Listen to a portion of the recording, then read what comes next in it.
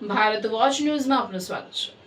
ચોમાસા વચ્ચે વધુ એક ભૂવો પડવાની ઘટના સામે આવી છે। અકોટાથી મુજ મહુડા જવાના માર્ગ પાસે મુખ્ય રોડ નજીક આજે ભૂવો પડ્યો હતો। ભૂવો ઉપરથી નાનો દેખાતો હોવા છતાં અંદરથી મોટો હોવાનું સામે આવ્યું છે।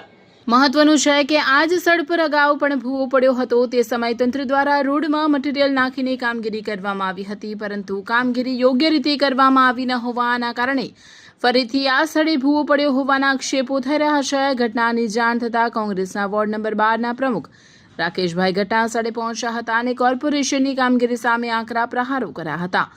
રોડના પેચવર્કની કામગીરી યોગ્ય રીતે કરવામાં આવતી ન હોવાના કારણે વારંવાર ભૂવો પડતા હોવાનો આક્ષેપ કરી તંત્રની કામગીરી સામે સવાલો ઉઠાવ્યા હતા।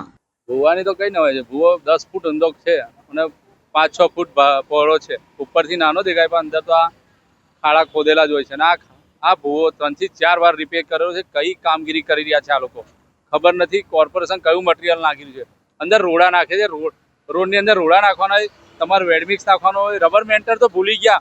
વડોદરા વાસીને અત્યારની પેઢીને પૂછશો ને કે રબર મેન્ટરથી રોડ બનાવેલા એ કેવું હોય એવું પૂછશે। રબર મેન્ટરની સિસ્ટમ જ નીકળી ગઈ। અત્યારે પેલું વેડમિક્સ નાખે છે, નાના પતરા લાવીને અને લાલી પાવડર ચાલ્યા કરે છે। સોસાયટીઓ ખાડામાં ગતી નહીં, રોડ ઊંચા આવી ગયા પુરાણ થઈને। એટલે વરસાદ આવે એટલે સોસાયટીમાં બી પાણી આ રોડના કારણે, અને એ જ કારણે પછી પાણીનો નિકાલ, એ પાણી રોડ બાજુ પાછું અંદર જાય છે અને પછી ભૂવા પડવા લાગે છે। પેચવર્કિંગ બરાબર થતું નથી। પેચવર્કિંગના નામ પર લૂંટફાટ જ ચાલે છે।